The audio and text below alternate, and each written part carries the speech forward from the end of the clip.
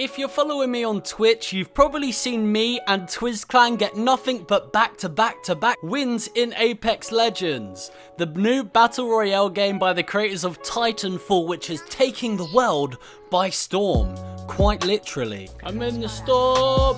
After making my Fortnite tutorial helping you guys, I've had nothing but great responses, and I want to thank you all for all the nice responses telling me that it really helped you guys get so much better and get nothing but wins. I really do appreciate it. But currently Apex Legends is the most streamed game on Twitch. That's right, even before Fortnite and League of Legends. But in this video, I'll be teaching you many tips and tricks for you to become one of the best Apex Legends players no matter what platform you play on. Whether that's PC, PS4, Xbox, these tips and tricks will help all of you guys. And that's a promise from me, the leader of Twizz CLAN. After this video, you'll be getting many more wins, many more kills, and you'll be a freaking pro at this game. So without further ado, let's get into the video. So I'm going to be doing these tips and tricks in order. So the first one to getting your first wins and lots of kills is picking the correct legend for you. There's about 5, 6, 7, 8 different legends to pick from. 2 you have to unlock further in the game. The more you play, you can unlock them for free at higher levels. So just play, grind it up. But each legend has different play styles as well as special abilities. Now some can be for close-up pushes when you want to push an enemy team. Some will be for defensive or healing. And what you need to do is practice around with all the different specialists. I can't tell you that one is better than the other one because everybody plays differently, and depending on your play style, you have to discover which legend you are best with and which one you can really contribute with. So you just need to play around, experiment with all of them, see what works, what doesn't, and then you can come to your conclusion. One of my favourites is the Medic, also known as Lifeline, as well as Bloodhound and Mirage. But Mirage is one of the characters that you have to unlock. He very much reminds me of a specialist of Black Ops 3. But the reasons these ones work so well for me is because I'm more of a push attack player. So that's why these characters are perfect for my playstyle. Moving on to tips and tricks number 2. We're going to be focusing on landing locations. Now this is extremely important depending on how experienced and how good you are.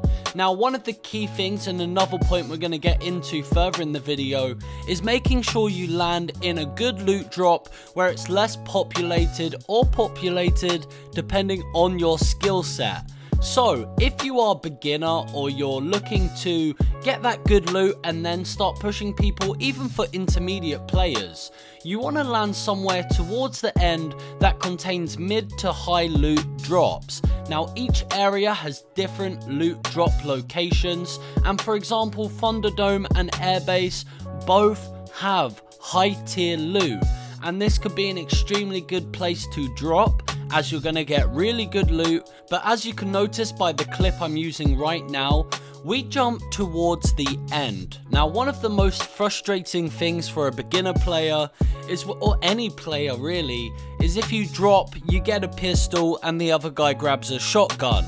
You're going to have to die and then respawn in all over again. I think it's crucially important for you guys to get that good loot first. Get that good drop, go to the high tier loot areas, get yourself equipped, and then start pushing players if kills are what you're going for. Now depending on the direction of your ship, you want to jump out towards the end, away from blue zones if you're a beginner, and away from the ship at the beginning.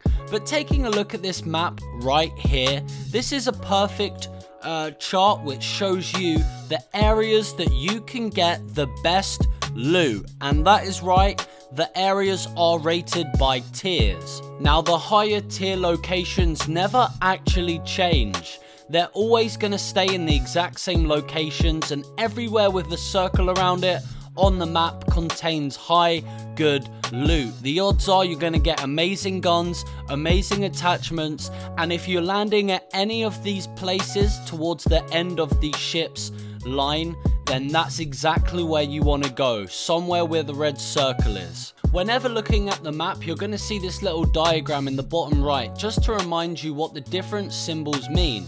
So respawn beacons you don't have to worry about landing near. The things you want to concentrate on are the loot ships and the blue area hot zones. Now the supply ship does have really good loot on it, but it's very limited. There's only about 3 weapons on the ship, maybe 4, and I can guarantee you every single game there's going to be 2 to 4 teams landing directly on the freaking ship, okay? It's a hotspot every single game. Now hot zones are also a dodgy area because at least 2 to 3 teams go here every single game, and if you're trying to avoid teams, then just make sure to stay out the way of the hot zones. But both the supply ship and hot zones change locations each and every time.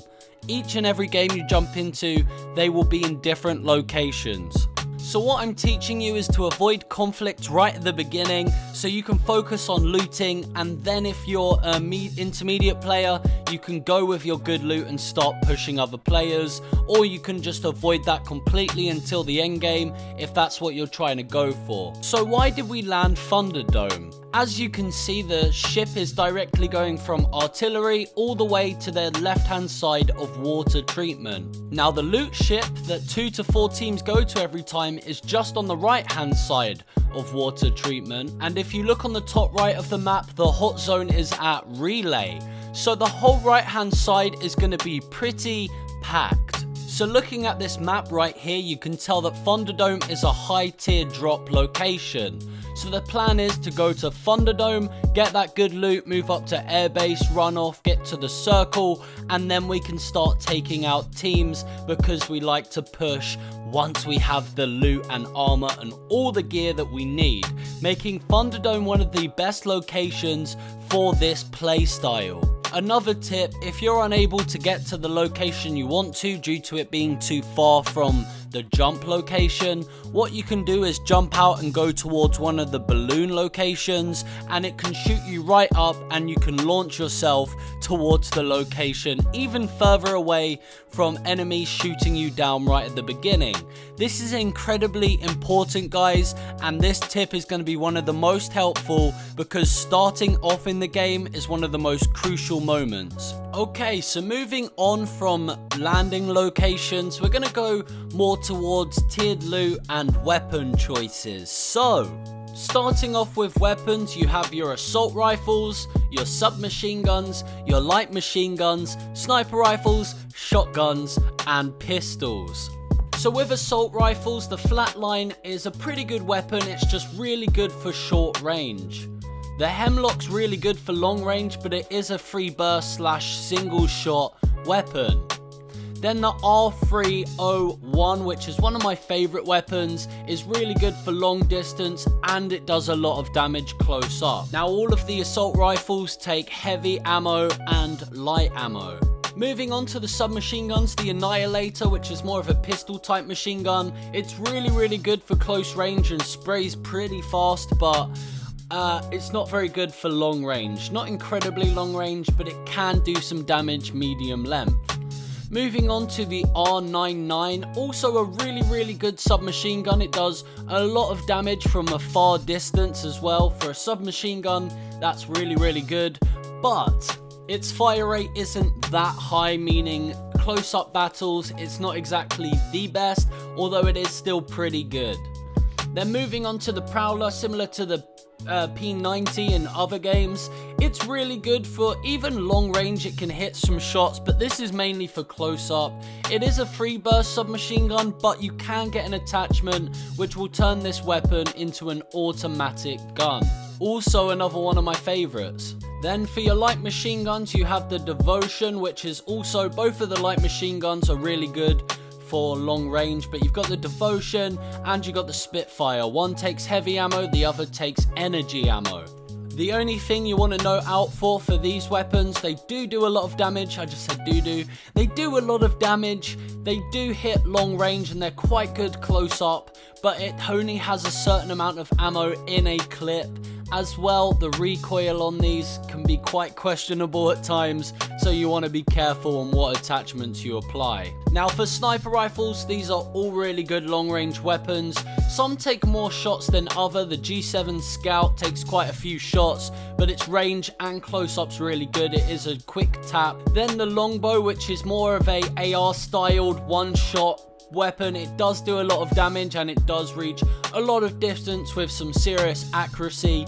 Then the triple take, which takes energy ammo, which is a really good sniper, but it does take a lot of shots to actually kill someone, especially if they're wearing armor. This can take a lot of shots, in which time from long distance they will be able to heal up really quick. But the weapon is definitely really good. Then you've got the Karabar. I believe I said that correctly. This is a gold drop weapon and it's absolutely incredible. If your enemy is not wearing a helmet or a low tier helmet, you will be able to do 2 shots to the head and they will be out. They will be downed. And that is fantastic. I'm so glad they included that, but we still need that one-shot sniper to be included into the game. Moving on to the shotguns, we have the Eva 8 Auto, which is still a tap weapon, but it is really powerful and you can hit a lot of shots, and it does hold about 8 bullets in a round, I believe, something like that, and it's really good for hitting them shots. The next up is Peacekeeper. This weapon for a shotgun is very similar to the TAC from Fortnite. It is a really good weapon close up. Depending on what attachments you put on this weapon, you can get 7 hits, like 7 damage hits. And I really wouldn't recommend this for longer range at all, unless you've got the right attachments equipped. If you don't find those attachments, you could be in trouble. Then you've got the Mastiff, which is a gold tier weapon. You can't find ammo for this, however, this shotgun is amazing. You can find it in drops, you can find it off loot from dead bodies. This is the most incredible shotgun in the game, in my personal opinion. I love it. Then you've got the Mozambique, I believe that's how you say it. It's more of a shotgun pistol. Believe it or not, I've actually done quite some damage with this and it can be pretty good. The only problem is, if the enemy has a lot of high tier armor on, it's going to take so many shots just to take somebody down. Then moving on to the pistols, the P2020, this gun takes so many shots just to kill someone. I really wouldn't recommend it. That's my personal taste. Some of you guys might like it, but for me, I'm not a huge fan, to be honest with you guys. The RE45 is also another questionable one. I'm not a huge pistol guy, so I don't feel I'm right to talk on it, but these pistols are pretty good, and if you're into pistols, I would rather go for the RE45 than the P2020, as it does more damage on the hits. Then you've got the Wingman, which does a lot more damage and can hit from quite far away. It's more of a shotgun pistol really, or like the Python from Call of Duty. This gun, I would recommend it if you're going to grab any pistol. This would be the weapon for you, depending what your purpose with the pistol is, but I would recommend this one if you're going for a pistol. Now that I've given you a quick in-depth look at all of the guns in the game, what I recommend is I'm going to be uploading a video soon going into much more detail on each and every weapon in one video. So if you haven't already, subscribe, smash those likes, put the push notifications on, so when that video does come out, you guys will be the first to know and be updated. But the guns still can be nerfed or they can be buffed, and I'll keep you guys updated on that over on my Instagram or on my Twitter. But the main thing you guys want to do is, and this tactic works for most people, it really depends on your playstyle. I normally like to go for one long range weapon, one close range weapon, because that way if someone pushes you up front, you'll be able to take them out. So I recommend a shotgun or a submachine gun on your slots. You're only allowed to carry 2 weapons, so that's perfect dynamic. You've got those long shots if you need to hit someone across the map, and you've got the close push. One of my favorites is either using the Peacekeeper with the right attachments, or the Eva 8 is also really good. Or you can use the submachine gun Prowler if you have the automatic attachment for this weapon. They're both really great upfront weapons. In terms of long weapons, whether you want to go for a light machine gun, a sniper, or an assault rifle, I'll tell you my personal favourite, the Hemlock or the R3 are both really good weapons. They do a lot of damage and can hit quite a bit of distance, and these weapons are really good with the right attachments also. So moving on from weapons, we're going to talk more specifically on tiered loot. So, earlier we spoke about high tier loot. So the areas with the red circles on the map that I showed you guys has higher tier loot than other areas on the map. Now tiered loot works like this, grey being the lowest, blue being better than grey, then it goes purple, then it goes gold. So this works for your armor, for attachments, pretty much just armor and attachments. So luckily compared to other games, this game is really well done. If you already have a specific tier, let's say I picked up a blue ammo mag for my gun. If I was to come across a grey one while looting, it would say, you already have a better one than this. Like, I've got a blue, which is better than grey. Or if I come across a blue one, it will say, you already have this. If you come across a purple one, it will let you put on the attachment automatically. And the same goes for your armor as well. If you're already wearing better armor, which will increase your shield, it won't let you pick up a lower tier one. You can, but it's hard to actually do it. So props on the game for doing that, because it's just a waste of time. With other similar battle royale games, we've had to waste time like trying to look up what tier loot we have, and this game kind of just demolishes that, and it's fantastic. So automatically you want to be able to go and pick up the higher tier loot, and that's perfect. So now, moving on to actual gameplay. Now, everybody's playstyle is going to be different, and this game is specifically made for more than one person. There's no solo mode, there's no duo mode, there is only triples. Whether you play with random people or your friends, this game is made for teamwork. You can play with random people, but I wouldn't recommend it. If you can get some friends or maybe some online buddies to come and play with you, definitely do that, because the communication is key as the team. But even if you are playing solo, there are so many different play styles. You can either play defensive, you can play it safe if you're going for the win, you can play it for attacking. If you want the kills, you can just go full on push once you get the right loot. It all depends on your specific playstyle and how you want to play the game. So let's focus on one of those for a second. If you're looking to win, the best thing to do for you is to go and grab your loot, go to an outside area, get the right loot that you're looking for, and slowly push into the circle. You always want to push with the storm if you're playing it safe. You want to go with the storm, so you're always on the outside of the circle. The storm always pushes in, and you don't want to push in until the storm's coming, because the hot points are going to be in the middle of the circle. So if you're playing it safe and you want the wins, the best way for you to do that is by slowly but gradually going into the circle as the storm moves in. You want to make sure you plan your routes ahead so you don't get stuck in a cave like I've done before in Cave 2nd. I was very angry, but it's okay, it's okay. You just want to plan ahead and see where you're going. See, most of the time, towns with named locations are going to be the most popular areas, or anywhere that there could potentially be loot.